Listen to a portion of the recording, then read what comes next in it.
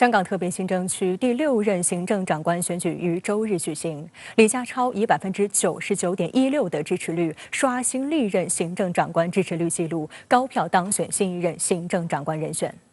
此次选举是完善香港选举制度后的首次行政长官选举，也是有香港特色民主的又一次重要成功实现。李家超表示，香港回归祖国25周年，必须坚持全面准确落实“一国两制”、港人治港、高度自治方针。他誓言将更好服务国家、香港及市民。对于李家超当选，香港各界给予高度期望，希望他带领香港重新出发。周日上午9时，香港特别行政区第6任行政长官选举投票开始举行。选举委员会委员以1人1票方式进行无记名投票，每名选委可投支持票或不支持票，投票时间持续至11时30分。李家超提前到达投票现场，感谢每位投票的选举委员会委员。由于疫情关系，为减少主投票站人流，投票时间较过往选举延长30分钟。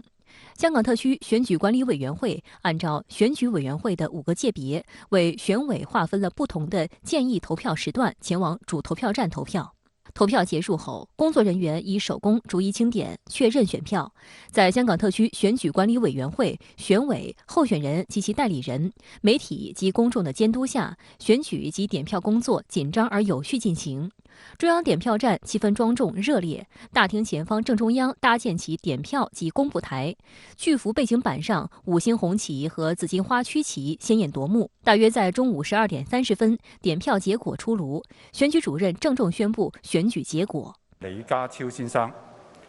所得嘅支持票數係1416票。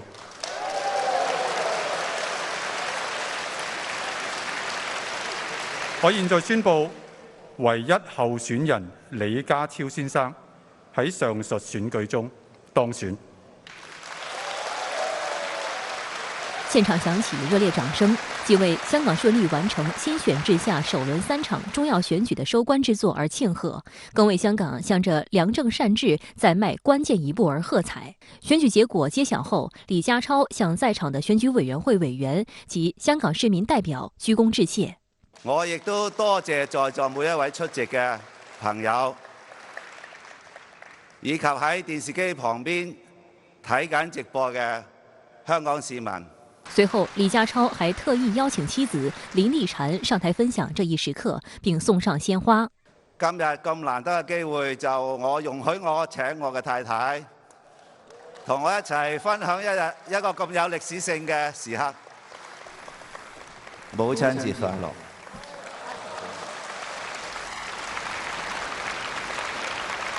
香港基本法规定，行政长官是香港特别行政区的首长，代表香港特别行政区，依照基本法的规定，对中央人民政府和香港特别行政区负责。由选举委员会选举产生的行政长官人选，需由中央人民政府任命，并于7月1日正式宣誓就职，任期5年。香港回歸祖國25週年，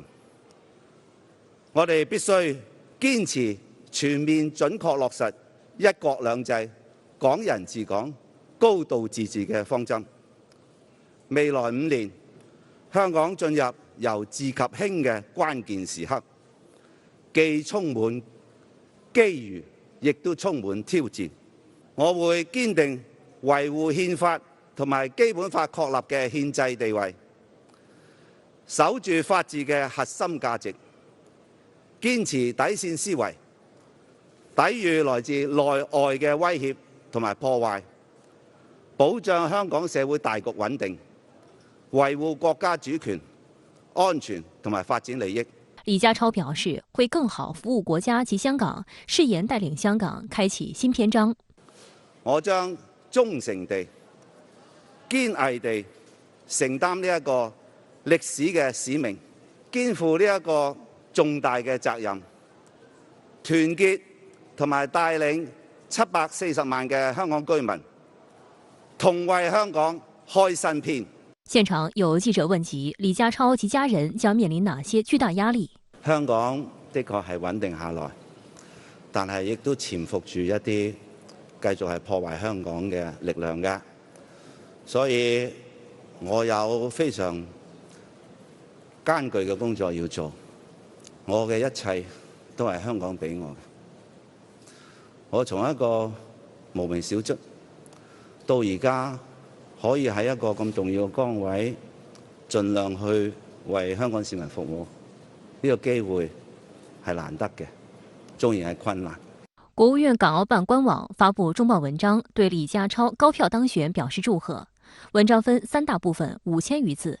文章稱，縱觀此次行政長官選舉的全過程，香港社會展現出的團結一心、奮發進取的良好風貌令人欣喜。人們看到和感受到的是參選人努力宣示自己的理念，是社會各界友好對話、平等協商，是參選人和廣大市民一起以主人翁精神共謀香港這個家園的建設，而不再有刻意的泛政治化表演，不再有肆意製造的對抗撕裂，不再有任意的攻擊抹黑。這是民主精神的真正體現，是港人引以為傲的獅子山精神被重新喚醒的生動展現。香港中聯辦發表聲明，對李家超高票當選表示祝賀。聲明強調，相信李家超先生將不負眾望，團結帶領特區政府和社會各界，堅持全面準確貫徹一國兩制方針，開啟香港由治及興的新篇章，在世界100年未有之大變局和中華民族偉大復興戰略全局中，實現更大作為、更大擔當、更大建樹。香港特區行政長官林鄭月娥就第6任行政長官選舉結果發表聲明，祝賀李家超當選。林鄭月娥表示，她和本屆政府會與行政長官人選做好交接，並會全力為新一屆政府就任提供一切所需的協助。澳門特區行政長官賀一誠發出賀函，代表澳門特區政府祝賀李家超當選為香港特區行政長官人選。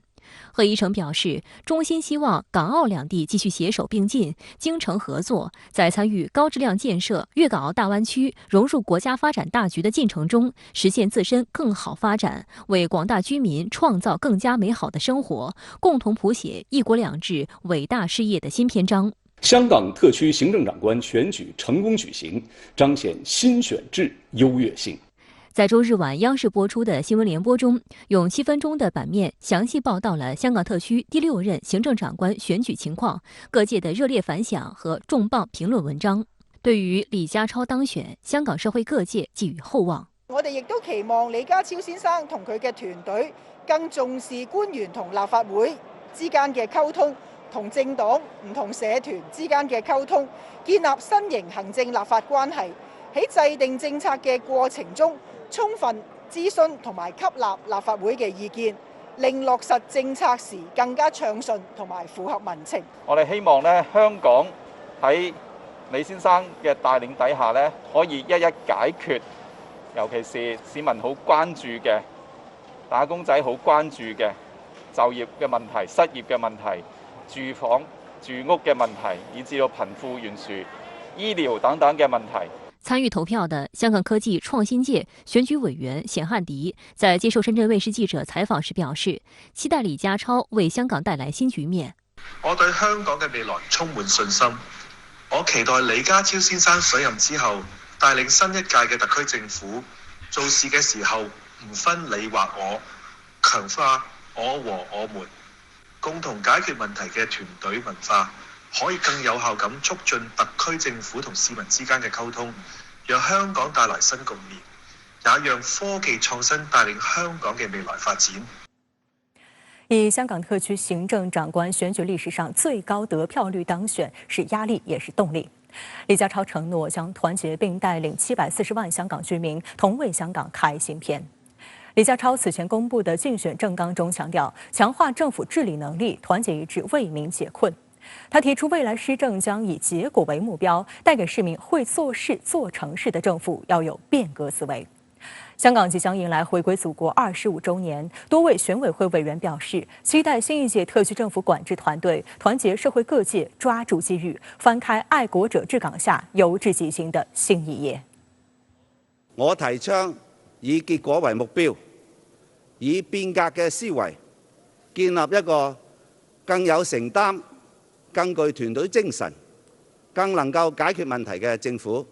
李家超在会见传媒时表示，他将会以变革精神，重点克服和解决目前最迫切、最关注的问题，包括土地房屋供应方面要精简程序，多管齐下，提速、提效、提量。要以有力的措施优化医疗护理系统，多措并举，创造青年上流机遇。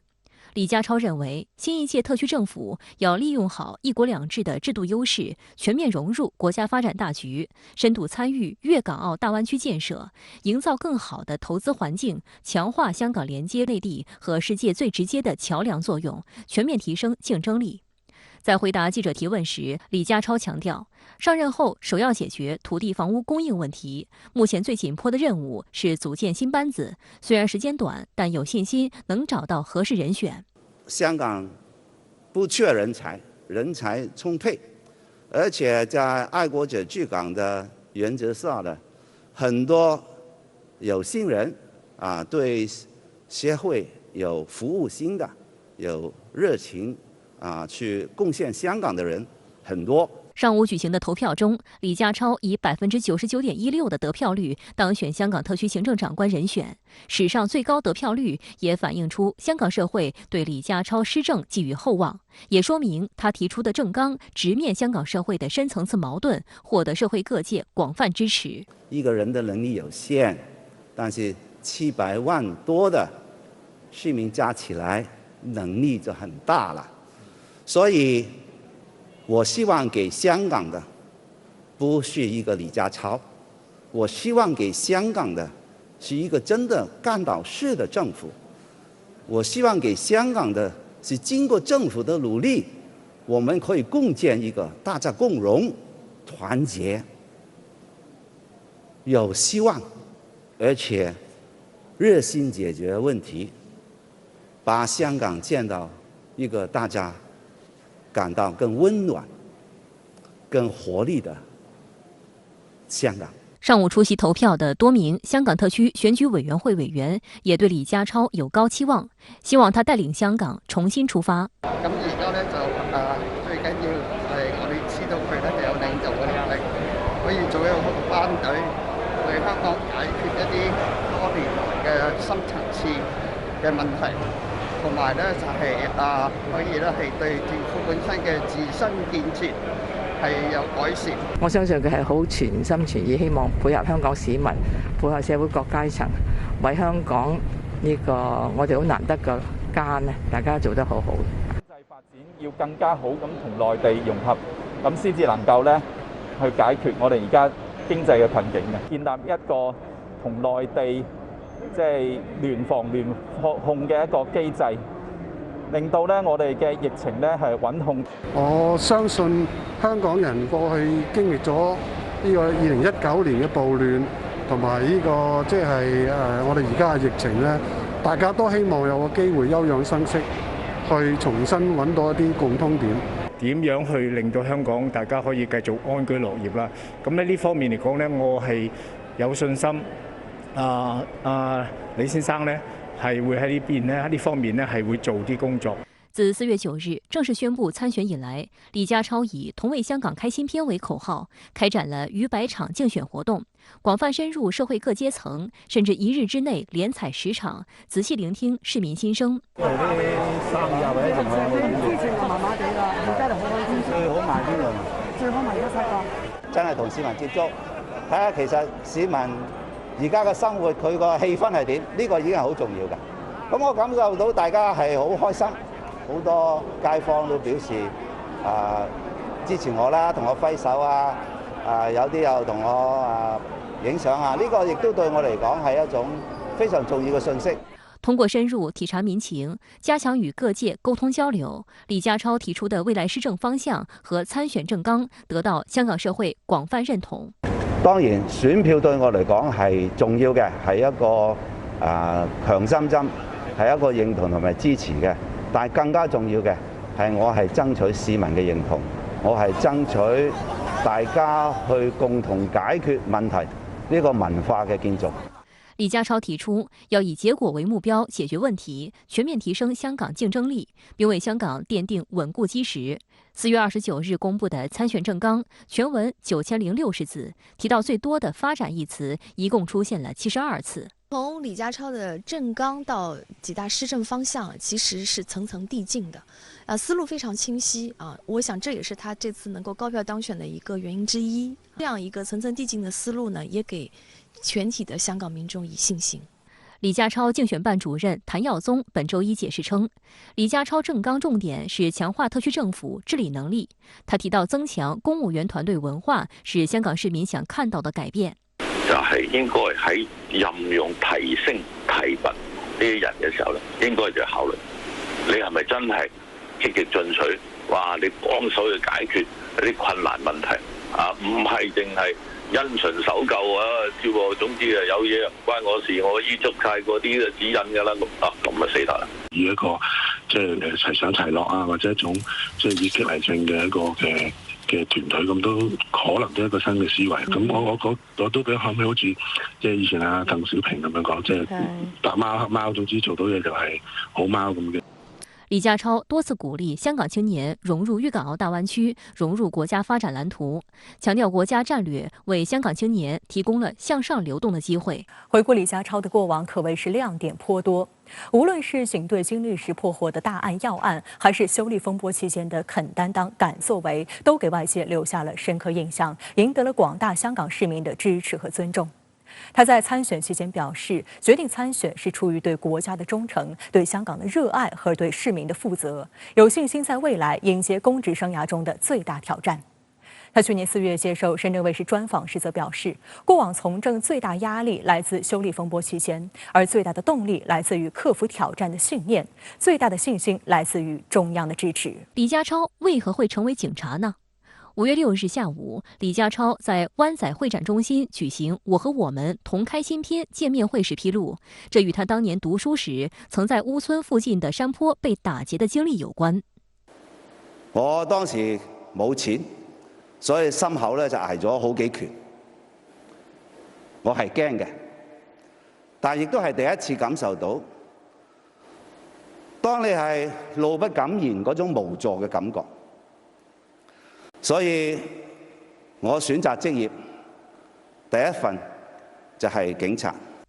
李家超籍貫廣東番禺，1957年12月出生於香港一個基層家庭，小學就讀深水埗武義工商總會學校，中學就讀九龍華人書院，成績優異。1977年，李家超加入香港警隊，任職見習督察。在30多年的警隊生涯中，他先後擔任總警司、警務處助理處長、警務處高級助理處長、警務處副處長管理等職務。由於成績突出，2012年9月，李家超被委任為香港特區政府保安局副局長，結束警隊生涯。2017年7月，李家超出任保安局局長。2021年6月，李家超出任香港特區政府政務司司長。近年來，在應對修例風波、實施香港國安法、完善香港選舉制度、抗擊新冠疫情等重大事件中，李家超立場堅定、盡責擔當、務實親民，全力維護國家主權、安全、發展利益，全力維護香港根本利益，贏得廣大香港市民的支持和尊重。李家超在接受深圳衛視專訪時也提醒，港獨分子沒有死心，還在用較為軟性的宣傳手法，特別是透過傳媒、文化藝術、刊物等渠道繼續滲透香港。外部勢力代理人在香港依然存在，外部勢力仍在等機會插手破壞，而這些人往往以自由為名，鼓吹歪理，灌輸港獨思想和破壞意識。但係你嘅自由不能凌駕他人自由，呢啲歪理我哋要講出嚟，話俾人聽。呢啲係歪理嚟㗎，講俾你聽嗰人咧，佢幕後咧係有其他嘅圖謀㗎。我哋都要話俾社會聽，香港你聽任何意見咧，你小心諗清楚，佢嘅出發點係乜，用自己去判斷呢個是否代理人所講嘅嘢，外國代理人所講嘅嘢，是否一個另外一個化身去同佢開脫。所以我哋一定要正義嘅聲音，要蓋過歪理嘅聲音，咁樣先至可以咧令到香港咧正面咁嘅發展。2022年4月，李家超辞去政务司司长职务，并正式报名参加第6任行政长官选举。他表示，决定参选是出于对国家的忠诚、对香港的热爱和对市民的负责，有信心在未来迎接公职生涯中的最大挑战。然而，李家超的竞选活动遭到美方的打压，他在 YouTube 开设的竞选频道被关闭。YouTube 公司称是遵守美国的制裁令。而早在2020年8月，时任保安局局长的李家超还被美国财政部制裁。对此，李家超回应说：“美国对我的所谓制裁是霸凌，他们的无理行为只会令我更加坚信我所做的事是对的，所以我不会理会，对此嗤之以鼻。”谈及与内地的合作时，李家超曾表示，香港定能用好一国两制的制度优势，继续加强与广东省政府、深圳市政府合作，推进前海建设，缔造更广阔的发展空间。中央政府公布前海方案，将港深合作推向新的台阶，使两地更好发挥粤港澳大湾区2大中心城市的辐射带动功能。香港商界及专业服务提供者已经积极准备迎接前海方案为港人港企带来新的机遇。李家超爱好音乐，1980年与妻子林丽婵结婚，育有2子。他33岁那年曾入选香港10大现代父亲新形象。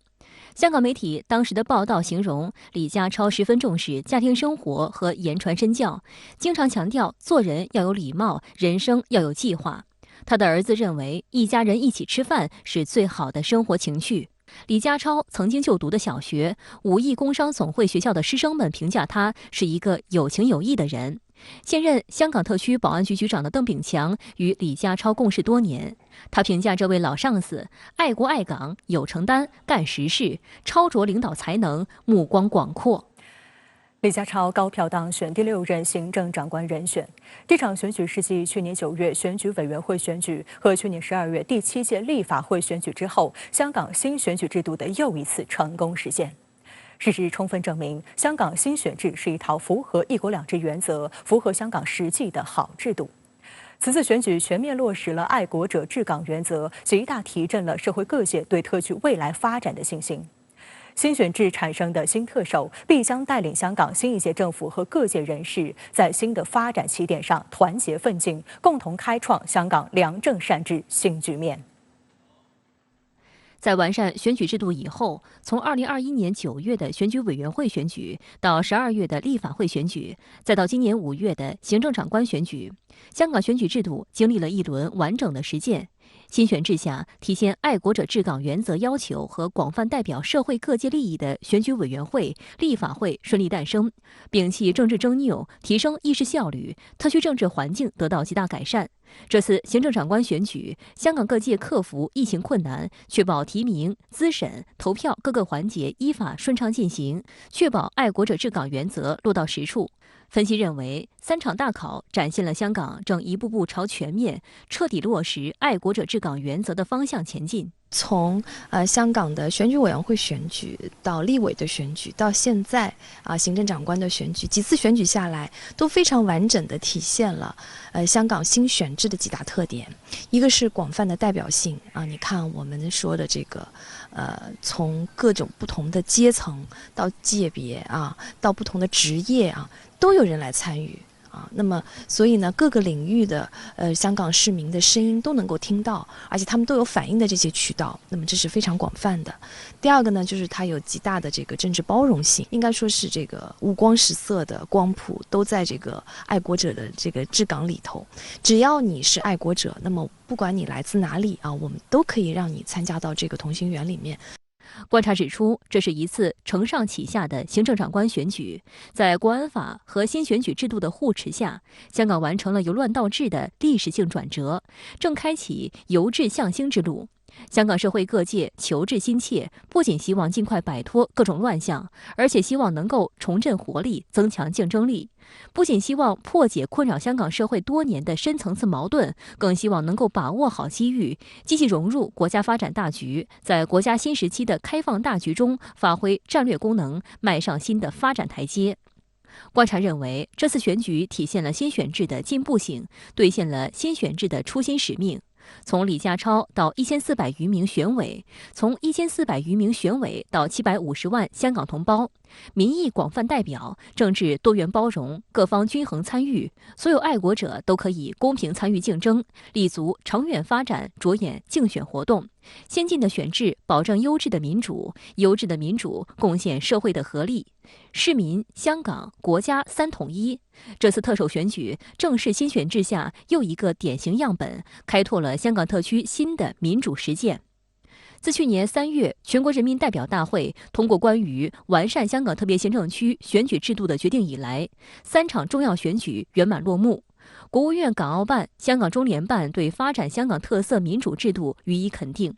国务院港澳办声明表示，完善后的香港新选制全面准确贯彻了一国两制方针和基本法，符合香港实际，既坚持一国原则，又尊重两制差异，既充分体现爱国者治港原则要求，修补了选举制度存在的漏洞和缺陷，又做到了包容开放。这是香港特别行政区民主的优化提升和与时俱进，为香港实现长治久安和长远发展提供了有力制度支撑。香港中联办声明指出，这次选举是进一步贯彻爱国者治港原则，既是选委郑重选择，也是民意的集中体现，再次证明新选制是符合一国两制原则、符合香港实际的好制度，对香港特色的民主道路充满信心。它都完全的反映了一个以结果为导向，把形式民主和实质民主统一起来把这个间接民主和直接民主又很好的完整的统一起来。那么在这个过程当中，各阶层、各领域、各界别的民众都能够广泛的参与到这个选举活动当中。人民日报的评论称，回应关切，凝聚共识，第6任行政长官选举充分彰显新选制的进步性和优越性。新选制选贤与能，新选制开启新局。香港社会各界普遍认为，新选制使得竞选活动更加理性、公平、有序，更加注重民生和发展，更加注重参与人的能力和素质，有利于选出管制能力强的爱国者、一国两制的守护者、良政善治的推动者、融入国家发展大局的促进者。香港各界表示，李家超当选众望所归，相信他能带领香港社会重新出发，共同向前。香港文汇报评论指，希望这次选举是一个新起点，全体港人坐言起行，集合众力，凝聚众心，大家跨越分歧，同心同德，聚焦发展。好，香港马上来连线特约评论员张思南，张先生你好。2022年香港特别行政区行政长官选举5月8号成功举行，李家超高票当选特区政府第6任行政长官人选。那对此您有何观察？这场选举充分展现出香港社会的务实性与成熟度。在过去相当长的一段时间里，香港政治就像是一场权力的游戏，强调作秀的能力。而新选制则一扫这种荒谬的政治氛围，向香港的公权力者要求专业性与具体解决社会民生问题的能力。正如全国政协副主席、国务院港澳事务办公室主任夏宝龙表示，经由选举产生的管制者必须是有真本领的爱国者，善于破解香港发展面临的各种矛盾和问题。选举委员会委员如是，立法会议员如是，香港特别行政区行政长官更如是。这正是香港各界对于新特首的期待。我注意到，在今天的选举过程中，基本法委员会副主任谭慧珠对媒体表示，香港有很多问题经过20多年议而不决，其中有好的建议至今仍未执行。立法会主席梁君彥谈及，期望新任行政长官能尽快组建高效团队，做实事，聆听和团结市民。行政会议成员汤家骅则指出，香港人期望选出能做出结果的特首，期望新政府重新审视可以改进的地方，解决居住环境、青年发展以及经济复苏问题。李家超的竞选纲领也切实地回应了这些期待。自4月9日正式宣布参选以来，李家超先是以同为香港开新篇为竞选口号，提出以结果为目标，解决不同的问题，全面提升香港竞争力，奠定香港发展的稳固基石3大施政方向。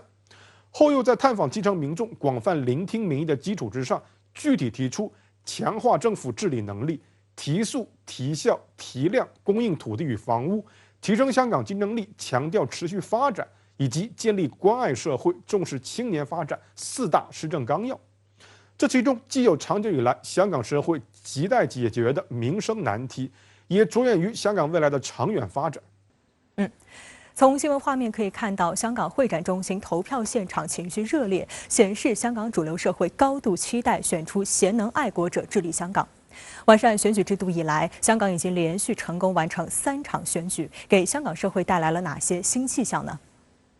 在当选宣言中，李家超第一时间强调，自己获任命就职后，会立即埋首政纲工作，以成果取信于民，组建更有担当、更具团队精神的特区政府，强化治理能力与执行效能，以解决市民问题为首位。李家超特别提及，会增强特区政府的紧迫感和主动性，在香港由治及兴的新阶段里，对特区负责，对中央负责。李家超今天以99.16%的支持率成为特区第6任行政长官人选，是李家超本人的成功，也是新选制的成功，更是香港社会的成功。选举期间，超过1.3万名普通市民向李家超提出了超过4万7千条施政建议，香港社会展现出了足够的政治成熟度，以是否具有政治操守、政治品德和政治能力作为挑选公权力者的标准，而非继续挣扎在玩弄情绪的政治谎言和历史包袱之中。但故事到这里还没有结束，今天的选举为新选制之后的3场选举画上了一个圆满的句号。然而，真正的考验才刚刚开始。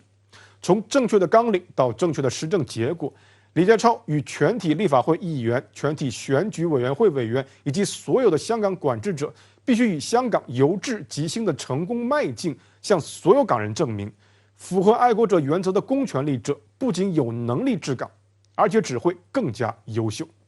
好，谢谢张思南先生在线和我们分享您的观点，谢谢。好，来关注俄乌局势。乌克兰方面周六高调宣称，使用无人机在黑海蛇岛附近击毁了一艘俄军舰船。俄方暂未回应此事，但表示俄军在占领蛇岛后，在附近海域击落多架乌方飞机和无人机，并摧毁了乌方的2栖攻击艇。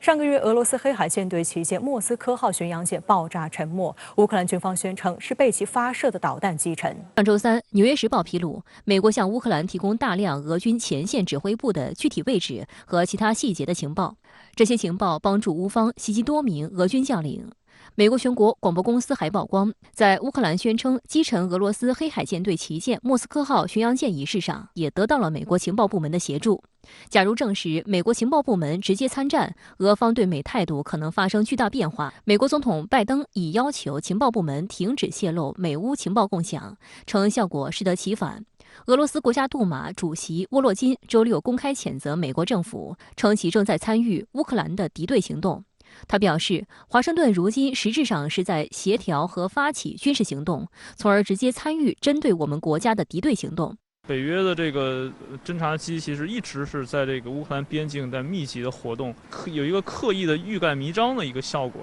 说明呢这个俄方已经开始非常重视这个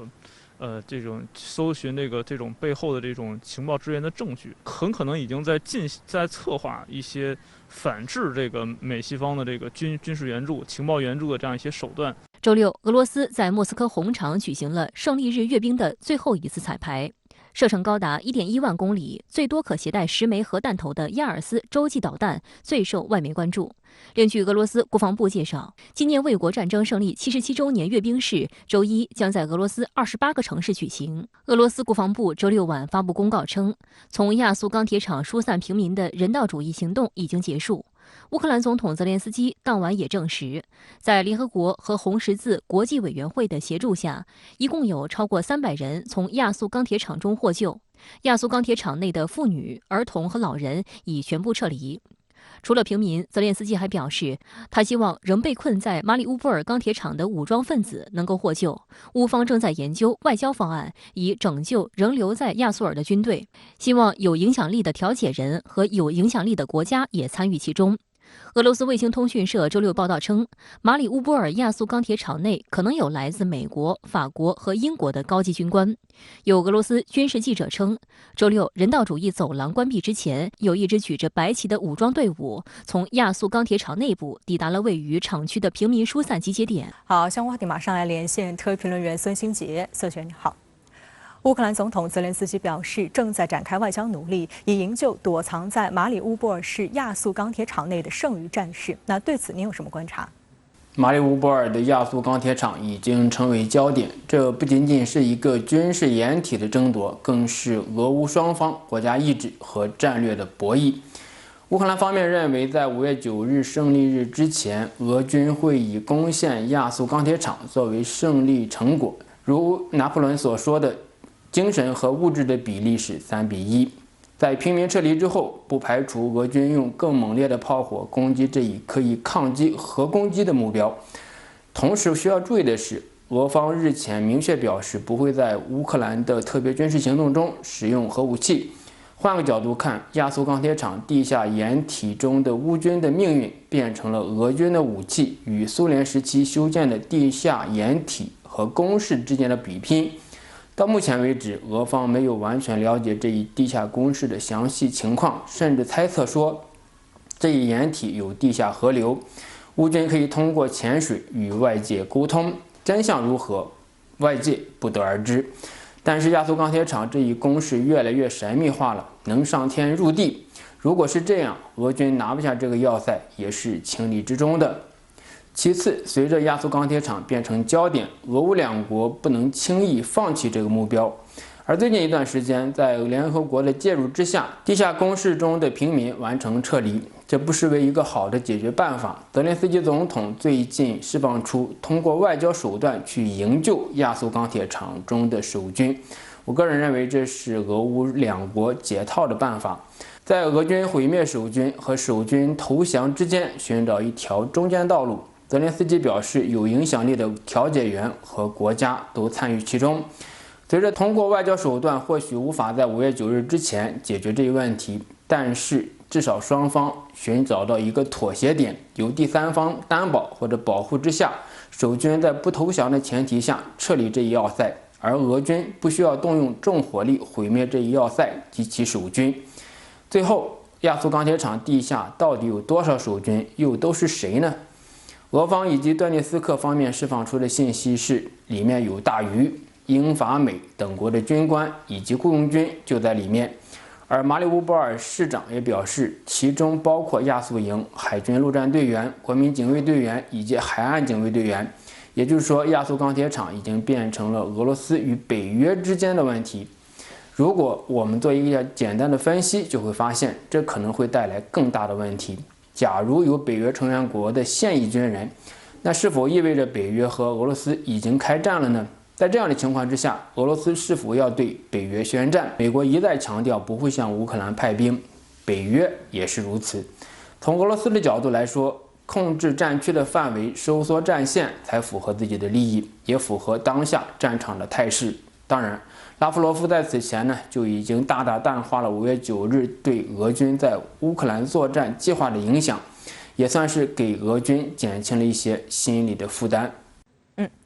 美国总统拜登对政府泄密的事情感到愤怒，要求必须停止这种鲁莽的行为，以免与俄罗斯陷入一场意外战争。对此您怎么看呢？最近《纽约时报》的报道让美国军方和情报界比较的尴尬。其实呢，即便《纽约时报》不报道，外界也能够猜测到，在俄军宣布已经摧毁乌克兰海空军防空系统之后，俄军的黑海舰队的军舰频频被击沉，一线将校级军官受到重创。如果没有精确的情报支持，乌军并不先进的导弹怎么就能够精确的攻击俄军呢？拜登没有说媒体是瞎编乱造，而是警告政府不能够泄露信息，这进一步印证了《纽约时报》的报道应该是没有问题的。这也是为什么五角大楼的发言人一再否认，一副美国并不知情的样子，不知道乌军的计划，也不知道俄军的军舰有没有沉。拜登之所以愤怒，第一个原因就是一些前政府官员、外交官、学者呢出来批评拜登政府，有人直接在社交媒体上让政府官员闭嘴。第二个原因是白宫可能意识到这次玩的有点大了。我个人分析，第一个呢，泄密的事情其实违背了拜登一直强调不跟俄罗斯发生战争、不派兵到乌克兰，这是他自己定下的一条规则。俄罗斯国家杜马议长最近表示说，华盛顿协调在乌克兰的军事行动，这相当于美国直接干涉了针对俄罗斯的军事行动。那下面怎么办呢？战场焦灼，谁也不能保证对方的想法跟自己是一样的。愤怒、复仇、荣誉等心理和情绪的变化，有时会导致意外的风险。要说到泄密呢，拜登其实是始作俑者。他在3月末就透露，不能让普京再继续掌权了。虽然后来白宫一再的辩解否认，但是很多人认为拜登说了心里话。第二个呢，泄密的事情本身说明拜登政府出现了问题。之前特朗普政府频频出现泄密的事情，那是因为特朗普并非职业政客，也是情有可原。但是拜登政府还是出现了这么严重的泄密，要么说明拜登政府不够专业，要么说明政府官员为了过嘴瘾或者为了博取名声而不谨慎。防长奥斯汀就表示要削弱俄罗斯，这就是泄密。第三，在所谓的泄密事件背后其实是拜登政府一再修改战略目标，从一开始帮助乌军抵抗俄军占领基辅，变成了削弱和打败俄军，甚至要改变俄罗斯的政局。其实拜登政府最大的泄密者就是拜登自己。不断的修改战略目标其实是战略大忌，也必然造成一个后果，那就是一再错失胜利的顶点，而陷入追求绝对胜利的泥潭。对拜登政府来说，泄密不是最严重的，最严重的是一再修改目标。在胜利主义的情绪鼓舞之下，美国卷入到意外战争的风险是存在的。好，谢谢孙新杰先生在线和我们分享您的观点，谢谢。